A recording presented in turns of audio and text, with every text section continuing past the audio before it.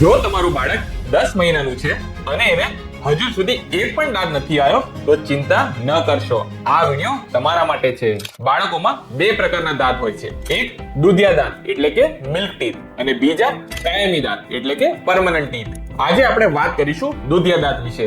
લોકોને એવી ખોટી માન્યતા છે કે દૂધિયા દાંત 6 મહિને આવી જ જવા જોઈએ, જે વાત તદ્દન ખોટી છે. જ્યારે બાળક માતાના ગર્ભમાં હોય છે ત્યારે જ બાળકના દાંત બનવાની પ્રક્રિયા શરૂ થઈ ગઈ હોય છે, પણ એ દાંત પેઢાની નીચે છુપાયેલા હોય છે. બાળક જન્મે એના 6 મહિના પછી તે દાંત પેઢિયાની બહાર આવવાનું શરૂ થાય છે. પણ એવું જરૂરી નથી કે દરેક બાળકને દાંત 6 મહિને બહાર આવી જાય. એ ઘણીવાર મોડું પણ થઈ શકે છે અને આ વસ્તુ તદ્દન નોર્મલ છે. પણ એવું જરૂરી નથી કે દાંત હંમેશા 6 મહિને આવી જાય.